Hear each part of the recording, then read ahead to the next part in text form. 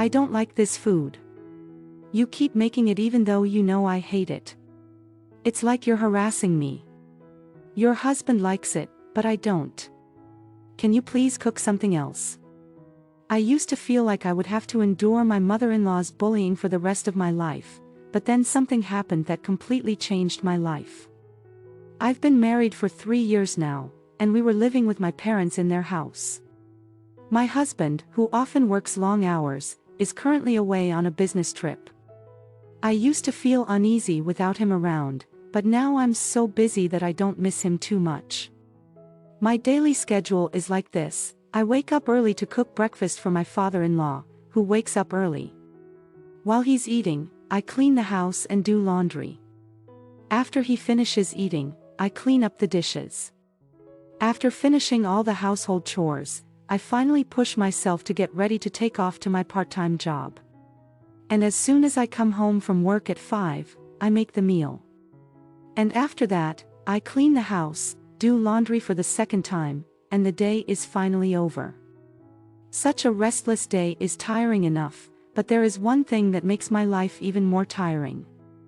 That was my mother-in-law's bullying. Although my mother-in-law does not work and stays at home all the time, she does not do any housework. My husband once told me that he couldn't even remember what his mother's home-cooked meal tasted like. I guess she didn't do much housework since my husband was small, even though she did nothing. My mother-in-law had an attitude. She was very picky about the food. I cook and insist that the places I cleaning are dirty. I felt terrible that she would go to such lengths to make me feel bad about myself. My mother-in-law seems to have made it her hobby to bully me because she was such a person. She was well known in the neighborhood as a show-off. She would wear jewelry. That didn't suit her fat fingers and stroll around the neighborhood when they saw her. The neighbors would say she looked nice, even though they didn't think so. The neighbors didn't want to upset my mother-in-law. All the reason for that was my father-in-law. My father-in-law was an executive at a well-known local company. He's retired now, but he's a well-liked. And he's still involved with people he knows from work.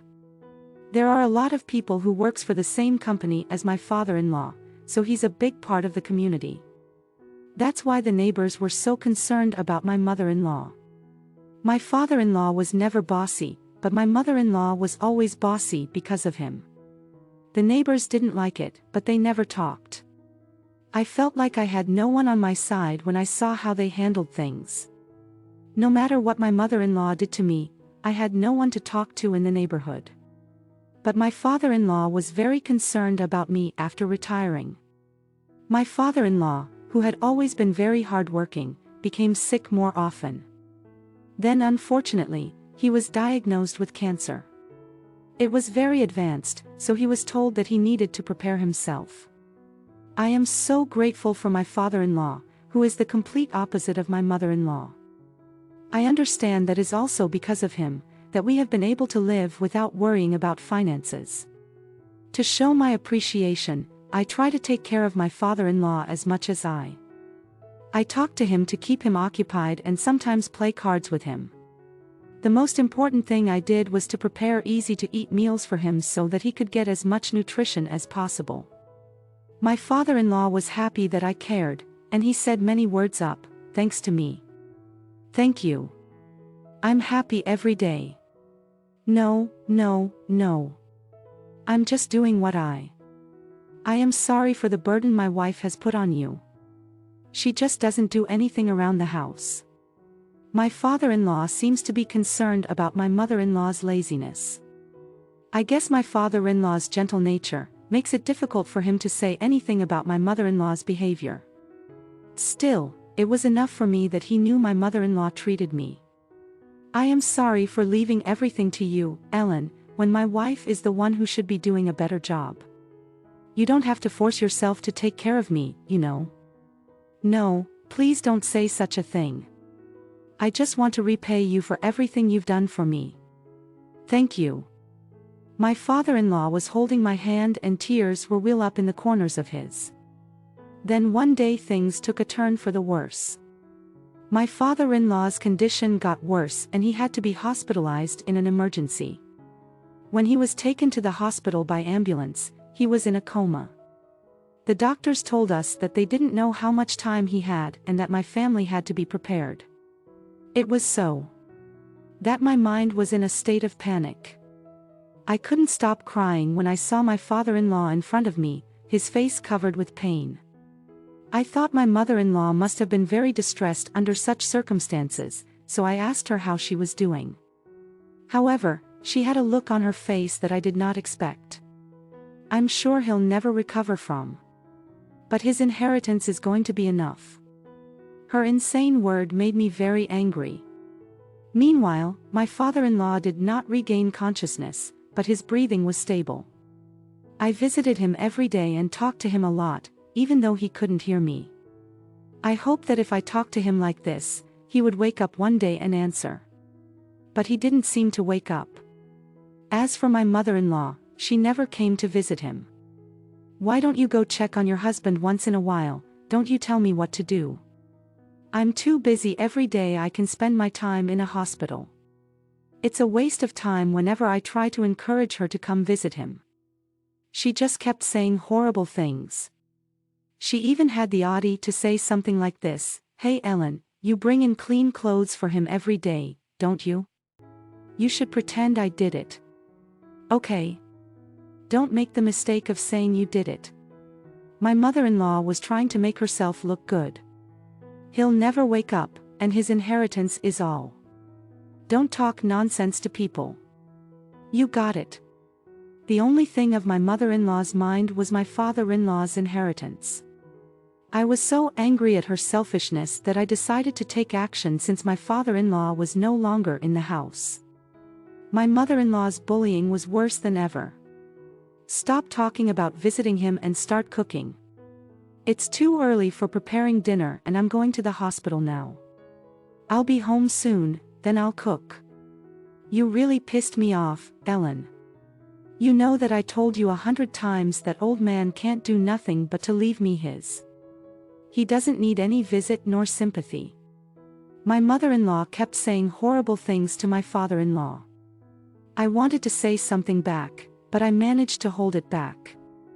After a while, I received a phone call from the hospital with the great news. I had been waiting. Is it true? Thank God my father-in-law finally woke up from a coma, and to my surprise, his condition had stabilized. I immediately went with my mother-in-law to the hospital room. Welcome back. Good to see you. Me too. I'm sorry for all the trouble I cause. My father-in-law smiles peacefully. My mother-in-law acted like she was overjoyed to see my father-in-law. Honey, I took care of you every day. I see my clothes are clean. You did all this for me. Yes, I did everything my mother-in-law stared at. I guess she wanted me to play along with her. I ignored her science and let her out on my sight. I could tell by the way she looked at me that she was annoyed with me for not listening to her, and my father-in-law didn't miss it. Well, I'm gonna go now. I have some earrings to do, so please take care of the rest. Okay. My mother-in-law was in a bad mood because I ignored her sign. She looked at my father-in-law's face for a moment and left the hospital room. Ellen, are you okay? What? What do you mean? My wife's attitude was strange, wasn't it? I thought it was you who took care of me all the time. My father-in-law, so through it. Well, I think you would be shocked if I told you the truth. Don't worry. I'm fine now, just tell me the truth. Did she do anything to you while I was gone? The truth was that I have been keeping evidence to tell someone about what my mother-in-law has done. I kept it for the right reasons, but I never thought I would have to share it with. Well, I'm sorry if this makes you sick, but here, please listen to this. I felt so bad that I took out of my voice recorder and played the recording of her voice. I would sure my father-in-law couldn't bear to hear everything my mother-in-law said on there. When my husband dies, I want my inheritance to all. I want my husband to die soon. I don't want to take care of him. It's a waste of time. Such statesmen were all over the place. I look at my father-in-law with concern, but he was laughing instead. She's turned into a greedy bastard, hasn't she? I can give any of my inheritance to such a woman. He was laughing. But I could sense that he was very angry inside. A few days later, my father-in-law's health became stable and he was able to leave the hospital after returning home. My mother-in-law went out for her way to tell my father-in-law how hard it was to take care of him every day. My father-in-law did not object to this and just listened shortly after he came. My husband came home from his business trip to see his father. "Dad. I'm sorry I'm late. I'm fine as you can see, but more importantly, how's work?" "Yeah, it's all good. They changed the location for me. That's within commuting distance from here. I'm really glad that you and Ellen are looking out for." My father-in-law seemed to be really happy that my husband and I were there for him. From then on, my husband and I continued to care for my father-in-law. He recovered temporarily, but his health did not completely improve. I can tell he's getting weaker and weaker every. This time I realized that the real goodbye is approaching. My husband and I promised ourselves to do our best until we had to say goodbye. However, my mother-in-law was still the same as before, not taking care of my father-in-law at all. She would just went out and wasn't home. I guess she thought that my husband has come home. She can take it easy with more hands. Also, my father-in-law and my husband came back at the same time. It seemed to make it harder for her to bully me. My father-in-law was eating less and less, and it was obvious that he has no time. He said his last words to us as he was trying to squeeze them out. "Thank you so much. I've left your will and I'd like you to read it after I'm gone. It was very nice of you to take care of me until the end." With these words, his life came to an end. There were many people at my father-in-law's funeral. I was deeply moved to think that my father-in-law was so trusted and was loved by so many people. On the other hand, my mother-in-law was so lively in such a situation. It was thanks to my father-in-law's personality that so many people were able to gather. My mother-in-law acted as she was the one who brought all those people. She even went around telling everyone that she was the one who took care of him until the very end. She didn't cry a single tear, and it was so disconcerting to see her at such a fake cry. "You didn't care about your husband at all." I suppressed my desire to expose my mother-in-law's behavior to the attendees. But I didn't want to make a scene in front of my father-in-law's grave. The funeral went very well, and I was relieved that my father-in-law could go to heaven in peace when we got home. My mother-in-law's attitude changed drastically. "Oh, I'm so tired. Funerals are always depressing. Well, now I have my inheritance and I can look forward to the rest of my life." My mother-in-law seemed convinced that she had my father-in-law's inheritance. She was in a good mood, mumbling about what she wants. That's when my husband showed her the will. "Sorry to put you in a bad mood, but Dad left the will before he passed. I haven't read it yet, but I think it says something about inheritance. I don't need to look at the will. It's all mine." "Okay, but let's just come down and read it." When my husband carefully opened the will, my mother-in-law took the paper roughly and started to read it. What the hell is this?" When my mother-in-law she turned pale, stood there with her mouth open. I took the will back from my stunt mother-in-law and read through the contents. It stated that I will inherit everything my father-in-law had. It also says that I'm there, but that he wanted the inheritance to be used by me and George as Ellen took care of Dad while I was away. This makes sense. That's how grateful he was to Ellen. But all of it, this is so wrong. She interrupted our conversation and started screaming. "It's not right that you, a stranger, should get the whole thing. She must have forged the will. You flirted with him. You dirty little bitch. Hey Mom, Stop. Finally, my husband started to get angry. You've never taken care of Dad. I've heard stories from both Ellen and. That's why he's so grateful to Ellen for helping him when he was in need. My mother-in-law became hysterical and started crying. Please, please at least leave me the house. I did feel sorry for her to lose the house.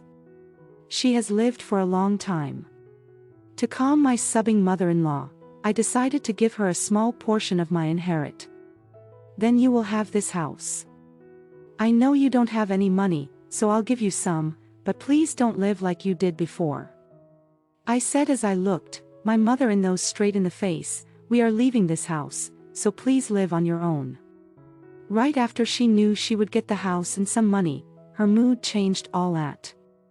Oh, thank God, I was afraid I lose the house too. If you were gonna live now, get the hell out.